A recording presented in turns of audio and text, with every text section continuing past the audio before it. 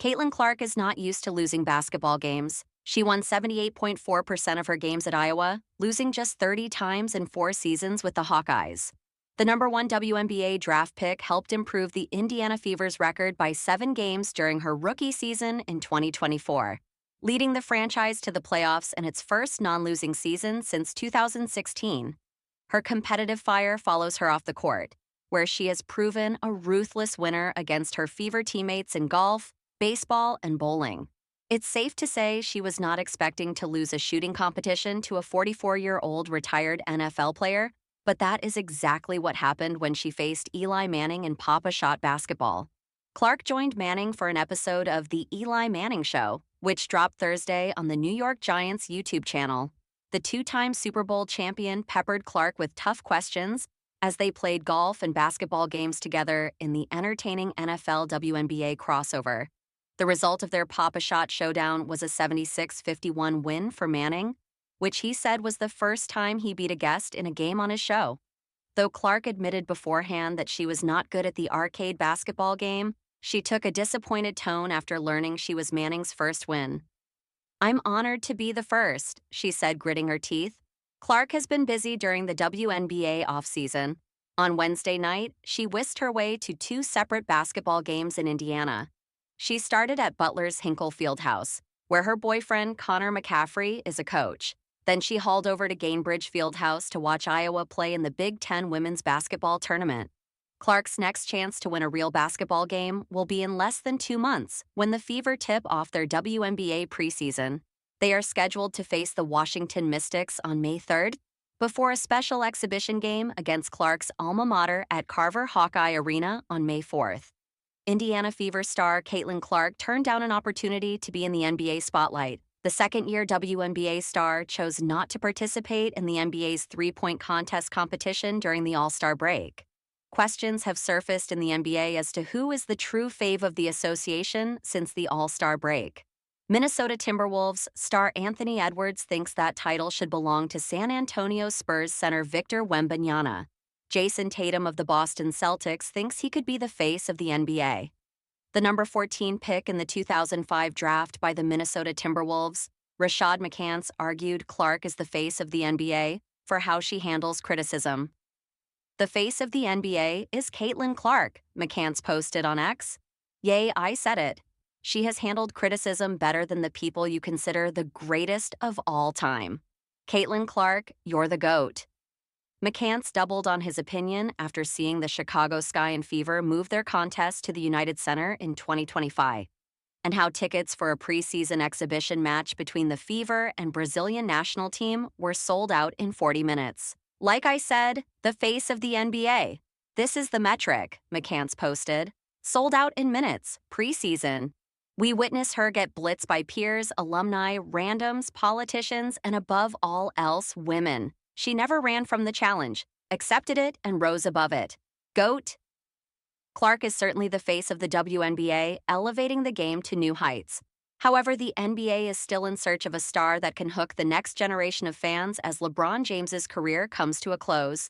The association has parity, which can make the playoffs exciting. But there isn't a player in the NBA that is grabbing headlines like Clark is for the NBA. While she's not the face of the NBA, she's arguably the face of basketball to a new fan base for the sport. Panini's February launch of the 2024 Prism WNBA set has broken records, with prices soaring to new heights and Clark's cards at the center of this surge. Clark, a standout rookie for the Indiana Fever and the number 1 overall pick in the 2024 WNBA draft, has captured the attention of collectors worldwide. Her trading cards have outsold the combined total of the next 9 athletes on the list, a remarkable feat that highlights her prominence in the market. As of now, Clark's cards have sold over 2,100 copies, nearly doubling the sales of second-place Cameron Brink and third-place Angel Reese.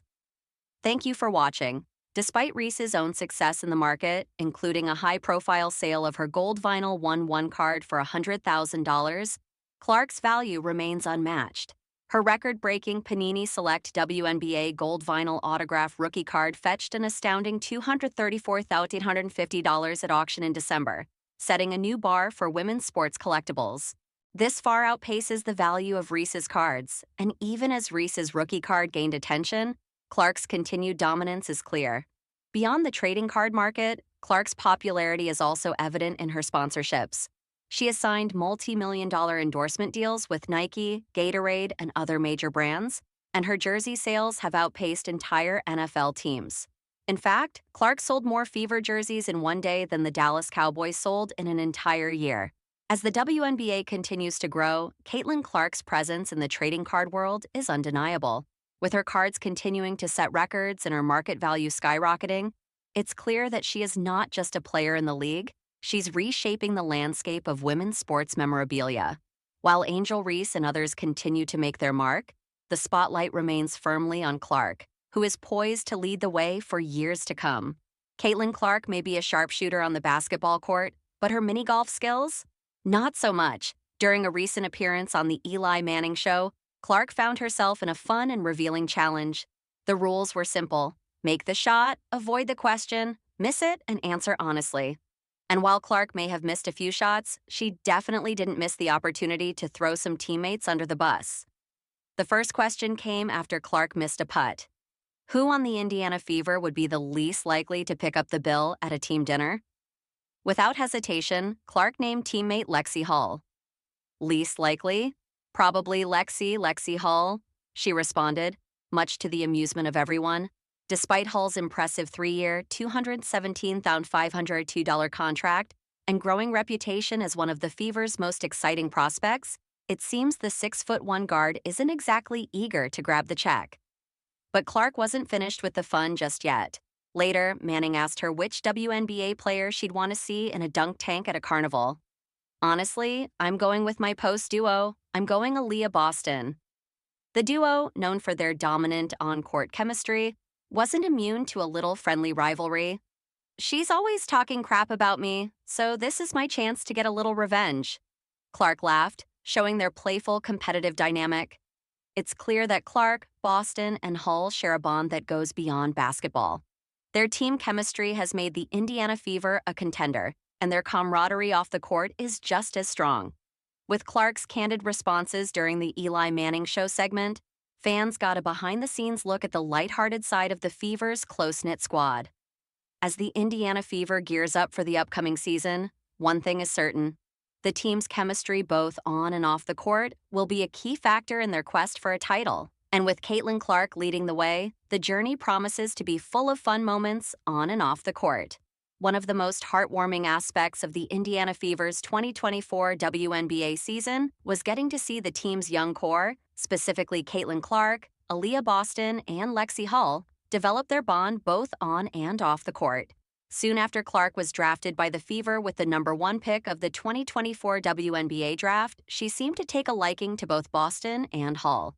And these relationships deepened as the season progressed to the point where Clark and Boston seemed inseparable during the 21-24 WNBA All-Star Weekend. And then Clark took a vacation with Hull to Mexico right after All-Star Weekend ended. These relationships are only going to keep building as these three reunite on the court in 2025. Then again, Boston and Hull might have a lighthearted gripe with Clark after some of her answers during her March 6th appearance on the Eli Manning show. After Clark lost to Manning in a pop-a-shot competition, Manning asked Clark questions while she was on a mini putt course. If she sank the putt, she didn't need to answer the question, and if she missed the putt, she had to respond. One of Manning's questions was, "You're out to dinner with the entire team and the bill comes. Who is the least likely person to pick up the check?" Clark missed the putt, then said, "Probably Lexi Hull." Later on, she was asked, "You're at a carnival. There's a dunk tank there. Which WNBA players do you want in the tank?" After another miss, Clark said, "Honestly, I'm going Aaliyah Boston. She's always talking crap to me, so this is my chance to get a little revenge," she added. Fever fans would surely love to see how hilarious a team dunk tank activity would be.